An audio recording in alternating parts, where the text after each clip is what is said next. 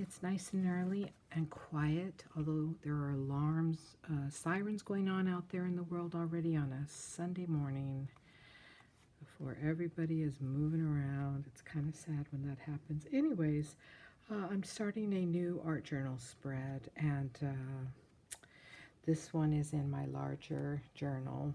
And all I've done is, when I opened up, I chose a page that already had some paint, not like this, but some of the leftover paint just wiped.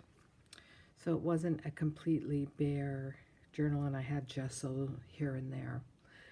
So I just took a moment, and you can see underneath the writing, I just wrote, let go, let go, let go, be free, be, until it transformed and I was suddenly writing, I am free, I am free, I am free, free, free, free, free. So it went from let go, letting go, I am free, to free, free, free, all over the page, just in a regular pencil, in one of my little Tinkerbell pencils, okay? Just a regular pencil. HB pencil, I think is what they're called. And then I just took ephemera, and I have a little idea in my mind, so it's not totally intuitive. The layout is intuitive, but as you can see, I did more long horizontal strips down here at the bottom and a little bit darker. And then up here, I made them going more vertical, a little bit lighter. So my idea is that I am going to create a bit of a horizon line at some point, so that the page will be divided, a lower portion and then an upper portion. So this will be the grounding point down here. But that's all I did. I figured you've seen enough gessoing to last you a lifetime. You've seen enough journaling to begin. And you've also seen gelling down, the ephemera gelling down process. So I didn't want to waste your time on that. If you haven't seen that process, you could certainly go and watch one of my other videos. Because in every video we do some type of preparatory process with our journals, gessoing, getting it primed, maybe doing some journaling, and then also working with the ephemera. And as you can see, I brought out lots and lots of different ephemera, just different pieces of neutrals, mostly neutrals. And some of the more tissuey stuff I haven't used. I probably will, but I haven't. I brought out a lot of, whoops, that's my napkin. I brought out a lot of rice paper, which I didn't use yet either. I probably will. And then the only other thing I haven't used yet, of course, is tissue paper. And then some of the printed background ephemera that I might use as we begin to build the page. And I also have this lovely background that I'll bring in, and there's my focal points. The stacked butterfly will be my focal point. Okay, so this is going to be a butterfly motif, but just that focal point. I'm not going to have a bunch of other focal points, so it'll all center on that and some typography, which we'll get into in a little while. So I'm going to let this dry, and then we'll come back, okay? Okay, so this is drying. I did add a couple more pieces of warmer tones. I tend to gravitate towards pinks and beiges. But I am going to go ahead and bring in some white paint to begin to unify things together. So all I'm going to do is use my fingers and just begin to bring things in here and there so that the light also is coming in a little bit more. I like this aqua color. It's a turquoise green from Amsterdam, so I'm going to keep that, of course. and use it later on also in my, when I bring in colors, a little more colors.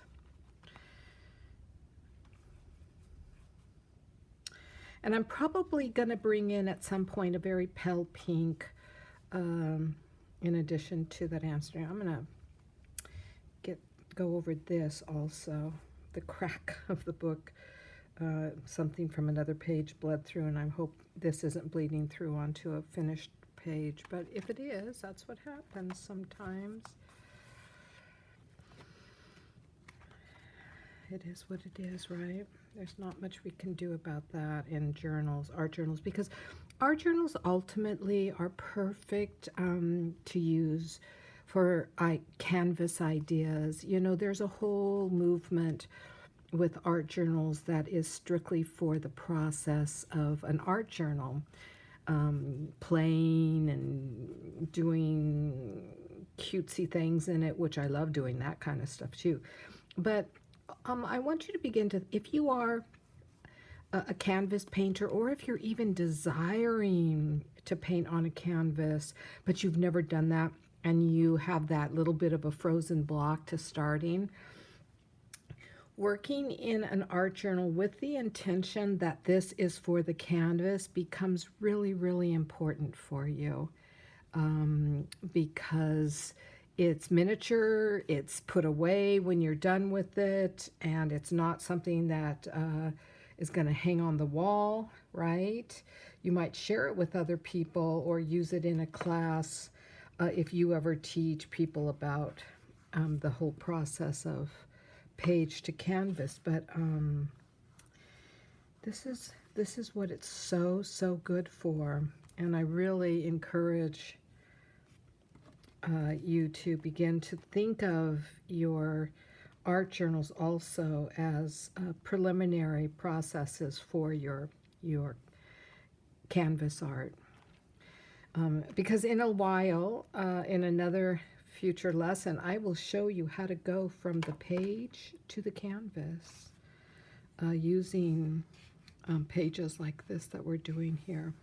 Because there is a little bit of a process. Excuse me. Okay, I think you can see how this is pulling in and blending it all together.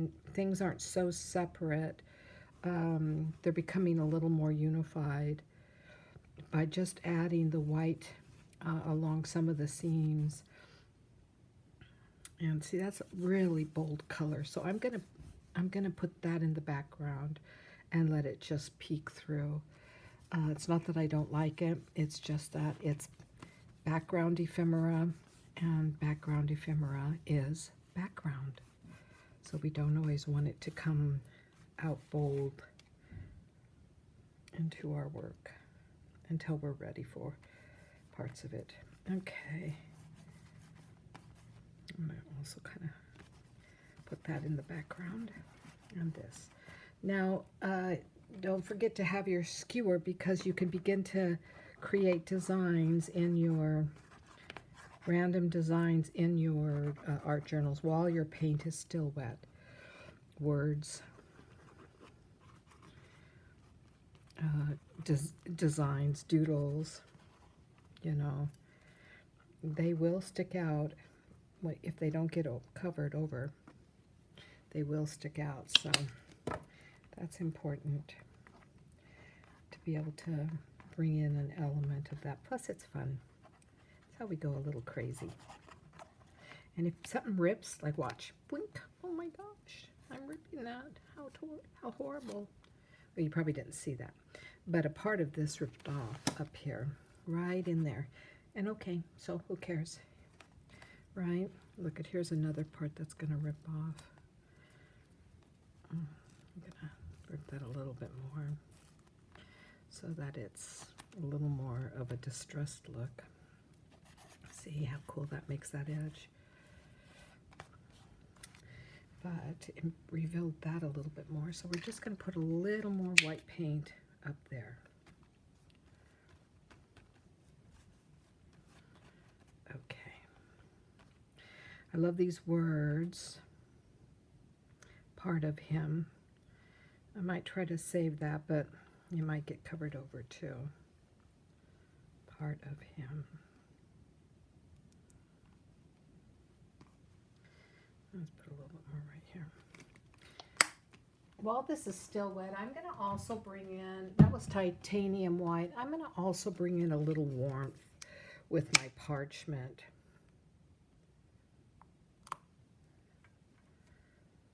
Oh gosh, I'm the worst at cleaning off my, okay.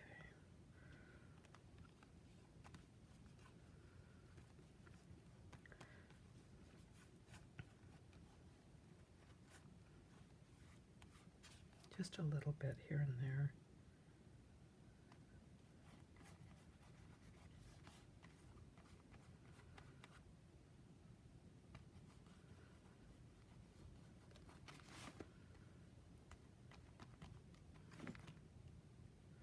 So what this does is it takes the white and it just, so it's not so bright in certain areas where you might not want it so bright. It mutes it, it tones it down just a little bit.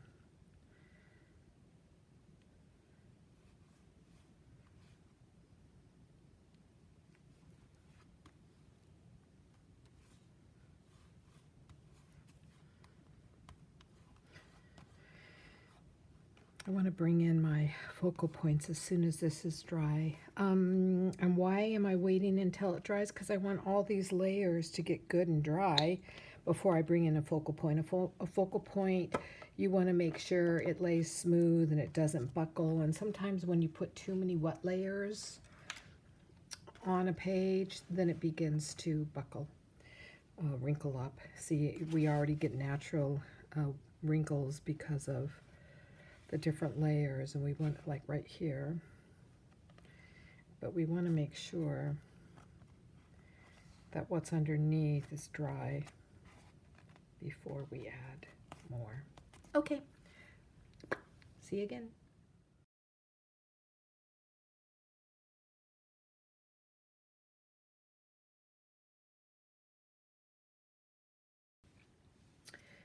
Okay, so I am back and it's mostly dry. I've laid out another layer of elements that I'm thinking to go ahead and lay down, and then I might add a little splash of color to bring out the turquoise green a little bit more with some ink, with some turquoise ink that I have. Let me get it here. Where is it?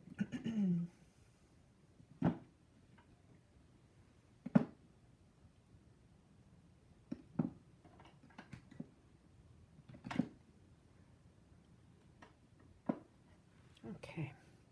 Actually, with these maybe, one is called Sandal and the other one is Aqua.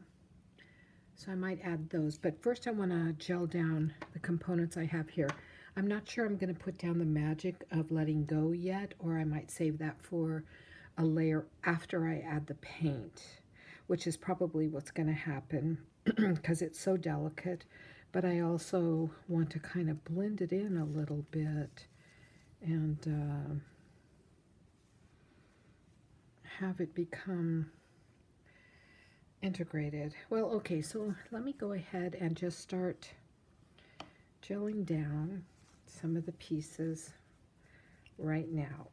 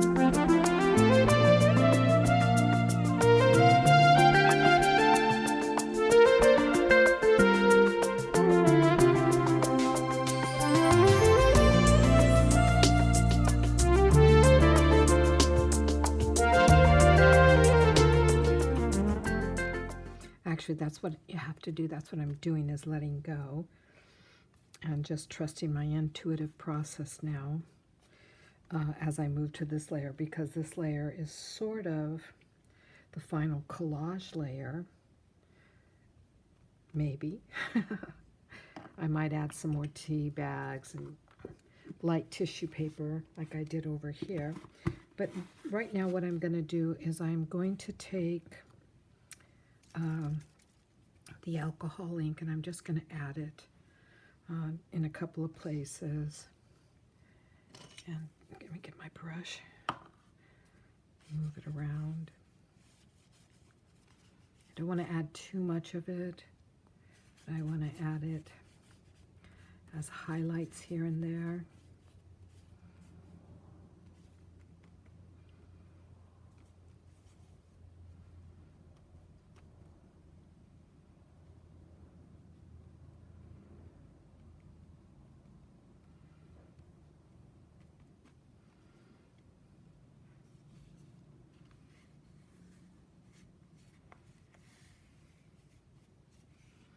Maybe too much, but okay, well, whatever.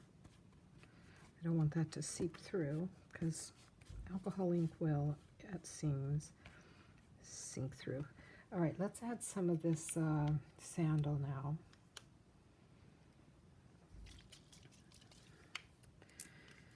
Let's see how that's going to work.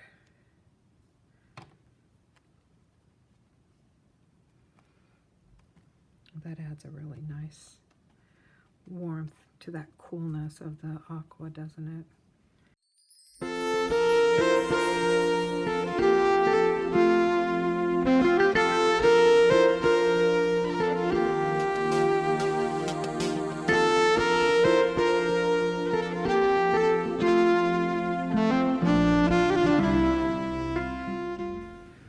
Maybe too much. Maybe I've added it too much, but we'll see.